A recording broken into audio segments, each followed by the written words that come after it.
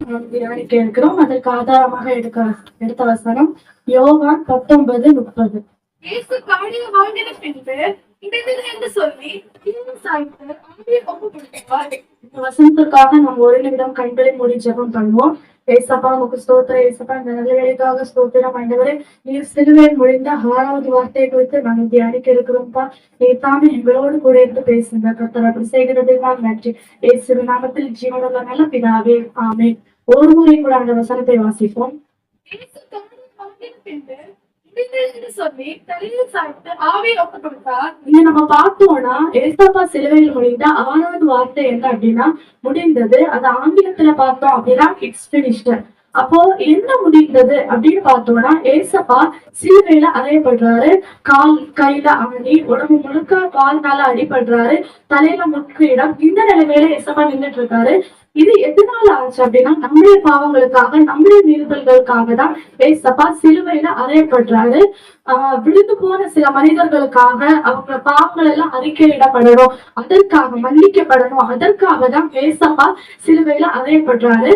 இதெல்லாம் முடிச்சதுமே தேவ சித்தமும் நிறைவேறிச்சு அப்படின்னு அந்த அந்த மீனிங்ல தான் ஏசப்பா சொல்றாரு முடிந்தது அப்படின்னு. இப்போ எக்ஸாம்பிளா பார்த்தோம்னா, இப்போ நம்ம ஓட்ட பந்தயத்துல ஓட போறோம்.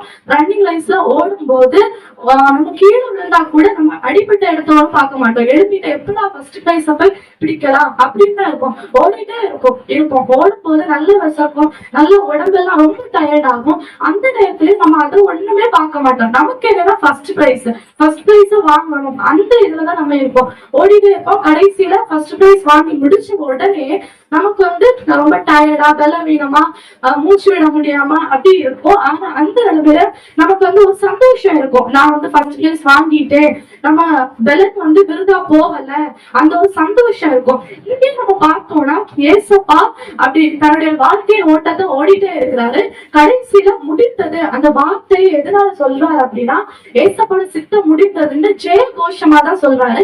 அவருடைய உடம்புல நிறைய பாடல் இருக்கலாம், ஆனா அந்த வேதனை ஒண்ணு பார்க்காம ஏசப்பா இதை ஒரு ஜெய கோஷமா தான் சொல்றாரு. அடுத்து பார்த்தோம்னா தேவனுடைய சித்தம் என்னது அப்படின்னு பார்த்தோம்னா 1 தீமோத்தேயு 2:4. எல்லா மனுஷரும் ரட்சிக்கப்படவும் சத்தியத்தை அறிகிற அறிவை அடையவும் அவர் சித்தம் இருக்கிறார். இது நம்ம பார்த்தோம்னா தேவனுடைய சித்தம் என்ன அப்படின்னா இந்த உலகத்துல இருக்கிற எல்லா மனுஷரும் ரட்சிப்படையவும் தேவனை அறிகிற அறிவை அடைவதுதான் தேவனுடைய சித்தம். உண்மையாகவே ஏசப்பா இந்த உலகத்துக்கு வந்தாரு. பாவிகளா இருந்த நம்ம ஏசப்பா மூலமா, ஏசப்பாவோட காயங்கள் மூலமா ரட்சிக்கப்படும்படி ஏசப்பா உதவி செய்தாரு. உண்மையாகவே அவருடைய தேவனை அறிவை அவர் மூலமா நம்ம பெற்றுக்கொண்டோம். அடுத்து பார்த்தோம்னா பிலிப்பியர் 2:8-9.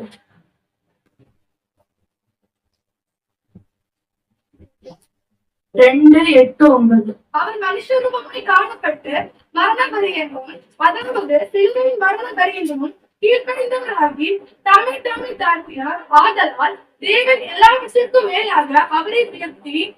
நம்ம பார்த்தோம்னா ஏசப்பா யாரு? சாதாரண மனுஷனா இந்த பூமிக்கு வந்தாரு. ஆனா அவர் உண்மையாகவே ஒரு தேவனுடைய குமாரன். அவருக்கு இந்த பூமியில பெருமை பாராட்டலாம். ஏன்னா நீங்க ஒண்ணுமே செய்ய முடியாது, நான் யாரு தெரியுமா, நான் தேவனுடைய குமாரன் அப்படின்னு ஏசப்பாக்கு வேணா பெருமை பாராட்டி இருக்கலாம். ஆனா ஏசப்பா தன்னைத்தான் முடிந்த அளவு தாழ்த்தினாலதான் அவருக்கு என்ன கிடைச்சுன்னா பரலோகத்துல எல்லாம் முடிந்தது இந்த வசனத்தை சொல்லி முடிச்ச உடனே பரலோகத்துல அவருக்கு பிதாவன் அண்டையில இடம் கிடைச்சது.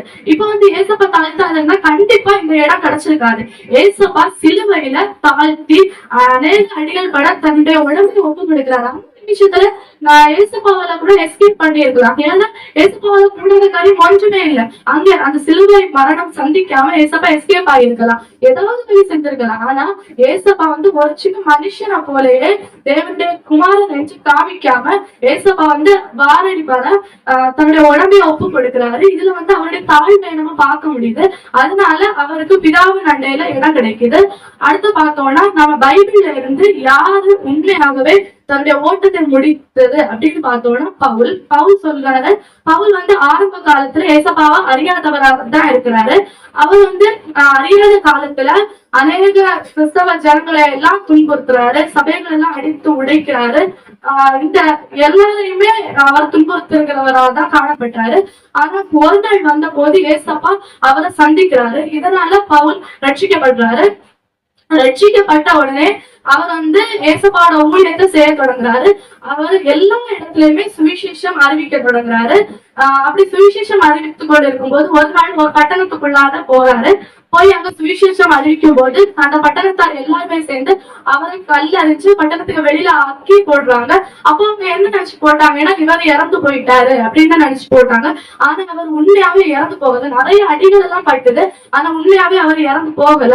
அதுக்கப்புறம் அவர் எழும்பி திரும்ப அந்த பட்டணத்துக்குள்ள போய் தான் பிரசங்கம் பண்றாரு. இதுல இருந்து நம்ம என்ன பார்க்க முடியுது அப்படின்னா, இப்போ நம்ம தேவனுடைய சித்தத்தை செய்து முடிக்கணும் அப்படின்னா நிறைய பாடுகள், வேதனைகள், சோதனைகள் எல்லாமே ஏற்படும். பவுலுடைய வாழ்க்கையில கூட பவுல் ஃபர்ஸ்ட் ரட்சிக்கப்படுறதுக்கு முன்னாடி அவருக்கு ஆதரவா இருந்த மக்கள் கூட அவரை வெறுக்க ஆரம்பிச்சிருக்கலாம். ஏன்னா ஏசப்பாவும் அவரை அழிச்சு கொண்டாச்சு. அதுக்கு பிறகு அவருக்கு ஃப்ரெண்ட்ஸா இருந்தவங்க கூட ஒருவேளை அவரை நிந்தித்து இருக்கலாம், புறக்கணித்து இருக்கலாம். ஆனா அந்த வேளையில ஏசப்பாவோட அன்பு அவர் ருசி பார்த்து உண்மையாக அவர் லாஸ்ட்ல மறைக்கும் முன்னாடி சொல்றாரு, நல்ல போராட்டத்தை போராடினேன், ஓட்டத்தை முடித்தேன், விசுவாசத்தை காத்துக்கொண்டேன், இது முதல் நீதியின் கிரீடம் எனக்காக வைக்கப்பட்டிருக்கிறது அப்படின்னு ஏசப்பா சொல்றாரு. அப்படின்னு பவுல் சொல்றாரு. இதுலயே நம்ம புரிஞ்சு கொள்ள முடியுது, உண்மையாகவே பவுல் வந்து தேவனுடைய சித்தத்தை செய்து முடித்து அவருடைய சித்தத்தை நிறைவேற்றி உண்மையாகவே அவருடைய வாழ்க்கை முடிந்தது அப்படின்னு தான் நம்ம நினைக்கிறோம். நாம் கூட நம்முடைய வாழ்க்கையில நிறைய பாடுகள், பிரச்சனைகள், போராட்டங்கள் எல்லாம் வந்தாலும் நம்ம சகிச்சு தேவனுடைய சித்தத்தை அறிந்து கொண்டு தேவனுடைய சித்தத்தை செய்கிறவர்களாய் காணப்படணும். ஒரு நிமிடம் நாம் கண்களை மூடி ஜெபம் பண்ணுவோம்.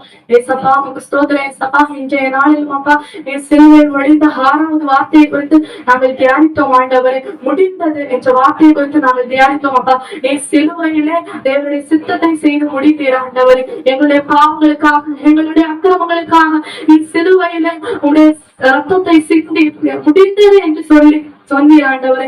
அப்பா ஏசப்பா நாங்கள் பவுலுடைய வாழ்க்கையை கவனித்தோம் ஆண்டவரே. பவுலுடைய வாழ்க்கையில அவர் சொன்னார், நல்ல போராட்டத்தை போராடி ஓட்டத்தை முடித்தேன், விசுவாசத்தை காத்துக்கொண்டேன், இது முதல் நீதியின் கிரீடம் எனக்காக வைக்கப்பட்டிருக்கிறது என்று சொன்னார். அப்பா ஏசப்பா அதே போல நாங்களும் எந்த பாடுகள் வந்தாலும், எந்த போராட்டங்கள் வந்தாலும், எந்த பிரச்சனைகள் வந்தாலும் உங்களுடைய சமூகத்திலே நிலை நின்று உங்களை விட்டு விலகாமல் ஏசப்பா கடைசி வரைக்கும் எங்க வாழ்க்கையை காத்துக்கொண்டு உங்களுடைய சித்தத்தை செய்து முடித்து நாங்களும் பரலோகத்தில் வந்து சேர நீதியின் கிரீடத்தை பெற்றுக்கொள்ள நீ தாமே எங்களுக்கு கிருபை செய்ய வேண்டுமா ஜெபிக்கிறோம். ஜீவனில் நல்ல பிதாவே. ஆமென்.